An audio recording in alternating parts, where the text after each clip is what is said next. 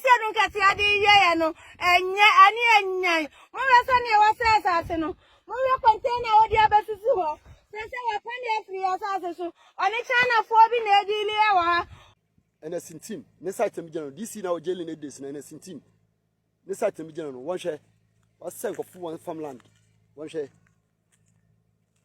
o tua Kevin Taylor ska ama Kevin Taylor $30,000 one share ni tipa na ekono tipa na ebini was this particular video in fact a serious explosive say Kevin Atiwa Taylor Atiwa West DCE and Honorable Asiedu Nketiah they are seriously involving in Galamsey ama amount for ababontene abi expose wo na mema update no akere wadwen ama me comment section ahi Penyah block media mess wa say ani dey mo obe like video no that one subscribe button somebody click verification and connect latest update somebody akere wadwen da ama me comment section so ba so no share for anya bi ahwe so yen enim how NDC Asiedu Galamsey eye demonstration abrana omo etifie mahama ebeba no ka kire Ghana for say onim how to stop Galamsey one obey to AI ya to be already ye and no the book we ya twa book ni ni Mahamas 120 days social contract just say ye dey be see akunya so the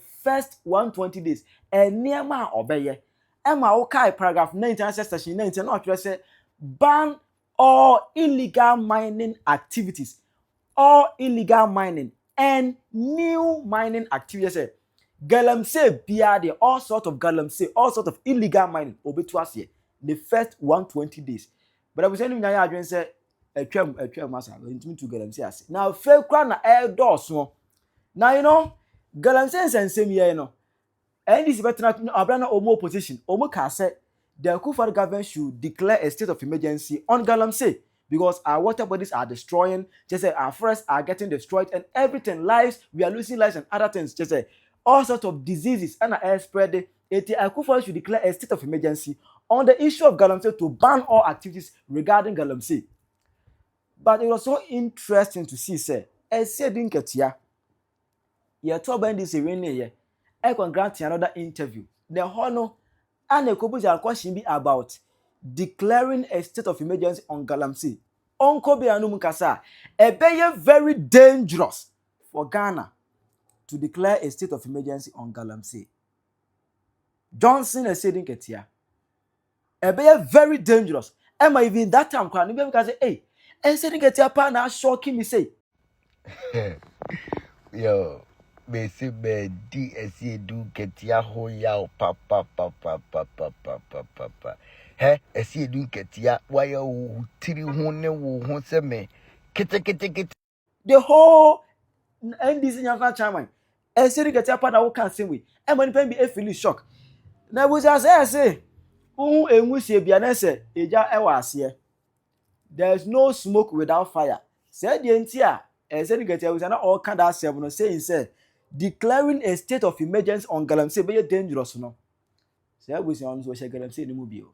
Enyam na make ma copy video bi so on TikTok I say e ma me foi eniapre e kan sem de anibre e say Asiedu Nketiah de Galamsey e se wo mu kro nse wo mu so no mu sase it aban no enka bi ma wo mu Ghana fo enka bi ma wo mu ya bro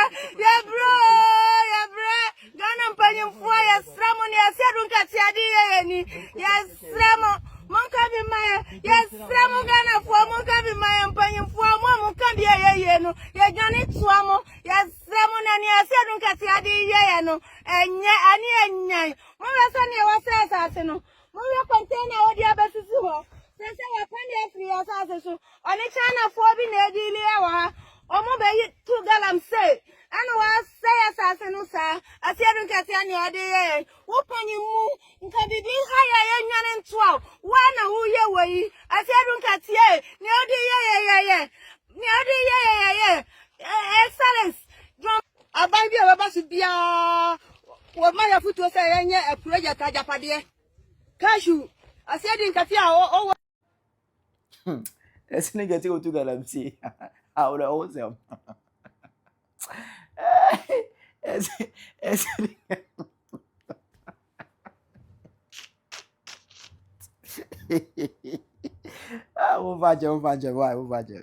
You know mosquito to Galamsey.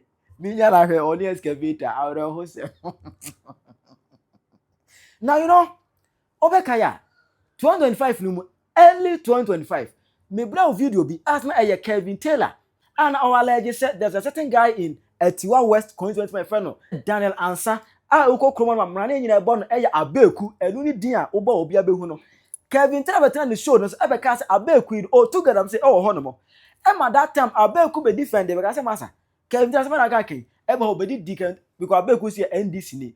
Obedi di Kevin Taylor attempt eba me kwa bro update on that. DC NLS team and yes Galamsey oni ni nia Joe and down from and yes Edmari who share be to say owuraku chebi owuraku almost account almost the site na what with you on and owuraku omu tu sa ensase e wa ankasi tebe ni that this ya kono so several times so to amreto to omu kata so Atiwa East DCE NLS team omu tu ko omu kata so no day yaka no last one kind of me abeku me am the langa and e tun za so asama itapo why any baba go pen over church me abeku me site ni site for ankase de me site for bia asama itapo me site bia NS DC on our site ahora more than 8 what I say it is like me question na DC and yes money na press ya ko na inso no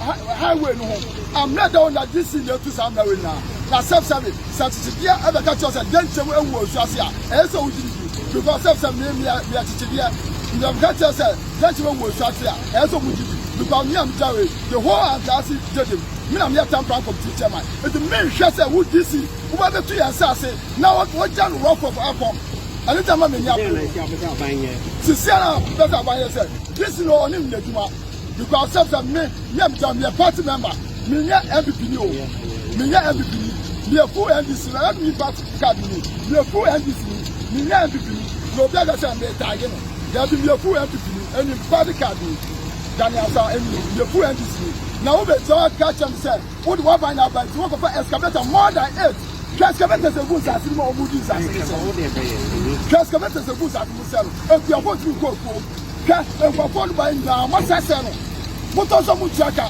na mo by force na mo choose as ne say no never can I would this ni who ba be tagging mo say me na me to Galamsey video ewie no mo say enipa boniyefo bi akoma Kevin Taylor ska say on condemn me tema abeku me prese sani pa boniyefo yi ebe say ankasi jedem asase omu tutulu Galamsey wo Kevin Taylor why wo fu anu wafo so obi a yehu de to Kevin Taylor ma me ka so mo ntira wo wajimi unim nyansa da yo se Ghana onkwa na wo fi Ghana wo ayo se onkwa na wo ti Ghana wo wujimi ese eto saka brabo ya abona aka wo Ghana ko sha boetiri so wudi wudi a braga na be bo brabo 1 year ne ya hwa de ya Ghana ha ne ya ti o ha ne ya ti ya tete ye bo ye bra nso ye ko yenim ye ntu kwan o ayo so nyansa wajimi wo sa ta game say mimi ye MVP ni mo ya me party card ni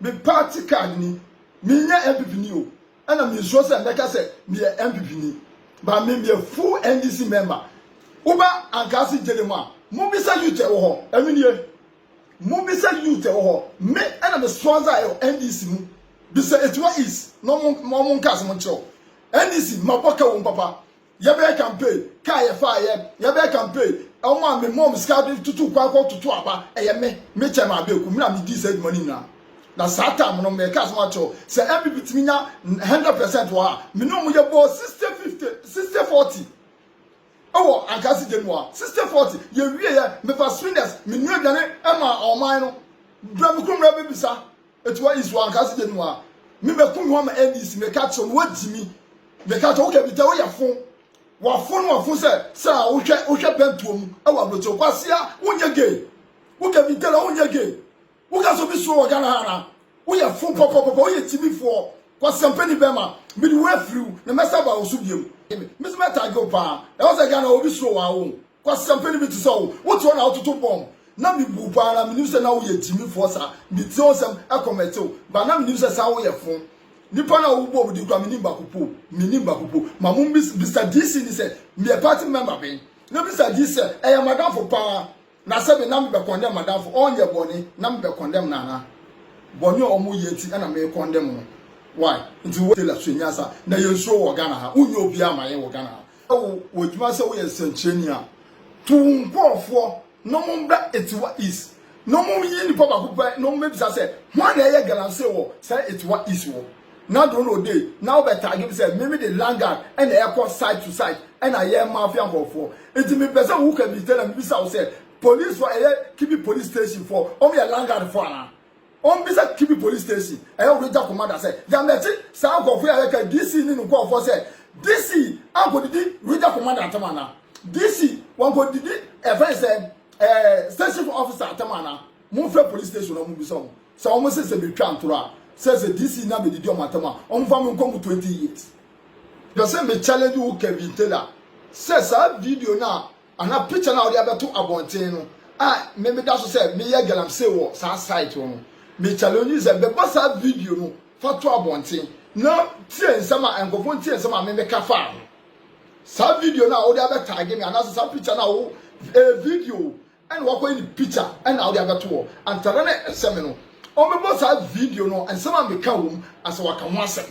Nti on me boss that video no me to sa challenge or bo wi a na sa ka wasem. Na eye ho no ana be kuma ehunu se Galamsey na ekoso no eye DC honorable Ernest Intim ona eye that Galamsey no the Galamsey dey say omun say e wo ho no that time.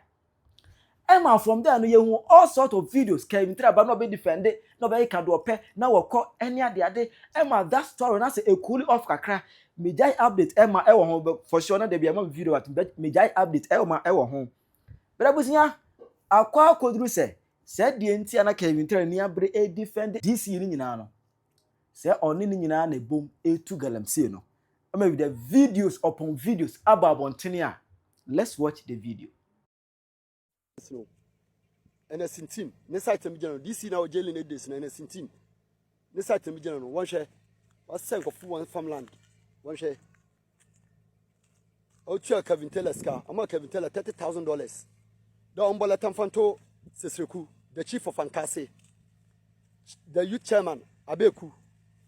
Kevin Taylor catch Abeku ya roba ma anti Robert Sobanodo. Kevin Taylor dam kwese semne di nema, dam Jim semne di nema. We boku Abeku an kam we ku innocent man. We lose in the family just like that because of $30,000.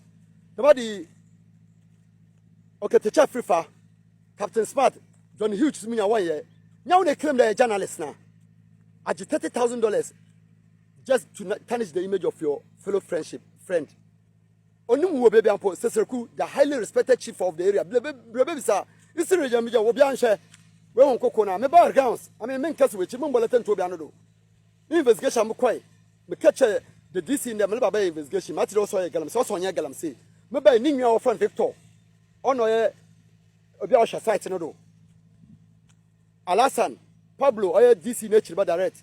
One watch a site no Galamsey activities all called Dunya and a Sintimno Galamsey or now I there bolleted to Sesreku, now Benodo. As also Frabe or I'm Robert Ebe Kevin Taylor. Why? Now they send this care. Now they say clean journalist here. A boss for NDC there, own NDC Papa Herboa, Ghana for one fun NDC, one fun MPP. I could fun Aduna Mumbu one pair. No way, what two, I won't go find a walk at the phone. Show.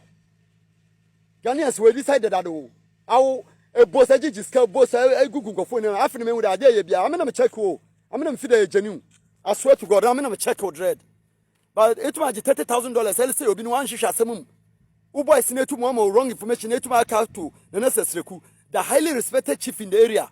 And Kase, this is one shall be on the mystery, one on a minimum, one share house on the valleys, one share only coconut surrounding my backgrounds. I'm not lying. One share. DC one shall go from farmland. I say one shall land. I say no.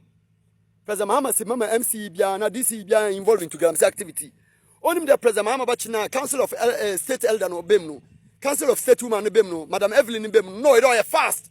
O just called him out, Kevin Taylor, no nature. Because on the catch up President Mahama Pen, no Bachan obey Nedi. No, look fast for Sesrekuna Bay Wando. Now, all my Kevin Taylor, Ska, aboleted at Wado. Kevin Taylor, for the young witch. How the boss Chagan Funya, I was Ska, I will be able to Choko, will be able to Moshe. But $30,000 aboleted to Bino. I put up a saying for because of $30,000. Dama Beno anti Roberts, Galamsey Roberts, police from Bokuna, Obanifie, Woboku na the video no bato no etefunya wa hye. Police for what almost 20 worked have 2 cars. Warosha abenu woni fie ni CCTV camera try coverage no ni fie. Wolbo woboku no because that's why I'm robber. Woboku wori a the news na but we ku notorious am robber. The man would die kofu pi Kevin Taylor e wada nkele ya because of $30,000. And this food all check them go na Emma wo kon nya we NDC for. We disappointing you papa. When nim da be dem dey be I want post I want post on jindi the bia wo program no share. They too may betray on 40 them because of $30,000. Kevin Taylor. Can funya abo hu ni to. Mo kra so ni obi oni mi siriji bia abo hu mo mbola tami oni. Mo siriji won share.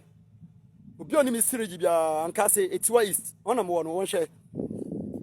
NDC team the DC don't know Galamsey or but later they share your friend then Sesriku na Madam Evelyn state council member no because DC in him there President Betty we need to they look for so choke $30,000 my site I'm a member letter you pay the from member side measurement no call or ono Galamsey or bianim President Mama set up team number and be so be individual one be said one way Galamsey or Atiwa East the DC on the families in why one point about watch you. I won't want to pay site what to police for what to 9 months what to be apart from Obia Galamsey no they could Nketiah Asiedu Nketiah never no other bono into one canasem even region minister or Eastern region pon canasem Uchiaman Kofo with Chama Kevin Taylor there, but let us phone Kevin Taylor Yambo Choko.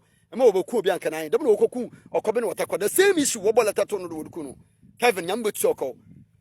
And out in a journalist while both say to the Bianca, one Penyah papa. Ow. One shiny tip on the econo. Tip on ebony. The site I know washing Omugoldo. I know washing Omugoldo. And the tip on ebony. The tip on ebony. Wow. Ntipa na bini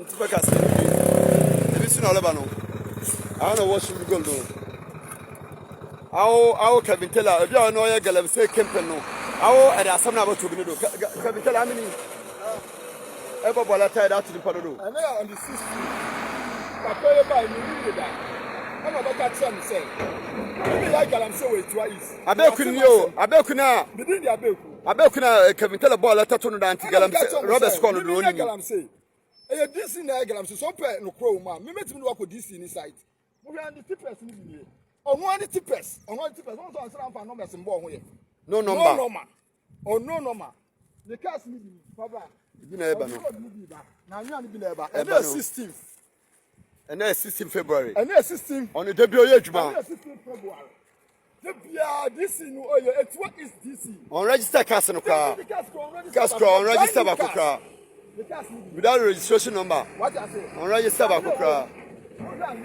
on register bakokra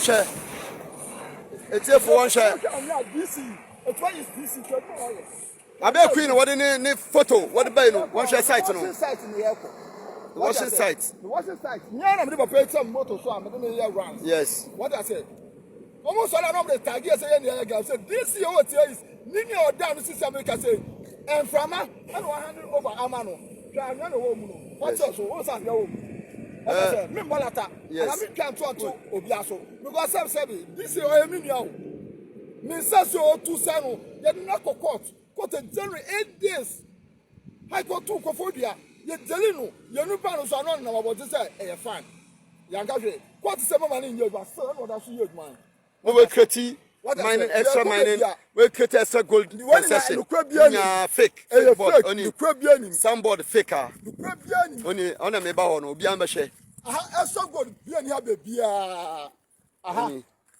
sa sisi extra gold bi ani asase we so ha yes. Mugom say so good for. Yeah. Mini Yakubu. Madam Evelyn no dey libem no. Madam Evelyn no dey no oye. Madam Evelyn say ejuma DC Galamsey no oye. On twa so. No no community ni entrance ni enko asundie mu.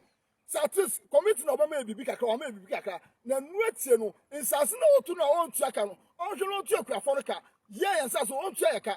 Eno asema Madam Evelyn kan no. Eno na wa fa wa tag Madam Evelyn.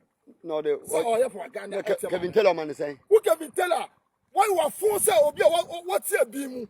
Was $30,000 now, NDC team war. And as a who to DC $30,000 and out here. Just $30,000. It will need maybe a Be I'll be Seobi. I'm on my Auntie Roberts by me, so coming. More all videos. What I say, almost shoot to me. What I say, and then I go for a body power bar. I got this summer because I'm saying I may have this in it, you know. Almost one book me. This year, video be by tagging me, say, Mina may ya Galamsey, Mina El Bois. Or go editing. Maybe editing and walk away and what they are tagging me. And editing. So I'm going to say ARO, say AI, and walk away me editing and what they are about to show. Because I'm in the site to some call you. The wasn't site in the aircon. Your con wasn't site. You do one. Whatever I catch you with you. Ghana hamzo obia won interest so we obia ni abre kwan ye dey da forget it o won interest obia won interest obia won interest nyame nko ano no kwafo kire wadwe ma me e wo comment section ha Penyah Block Media agra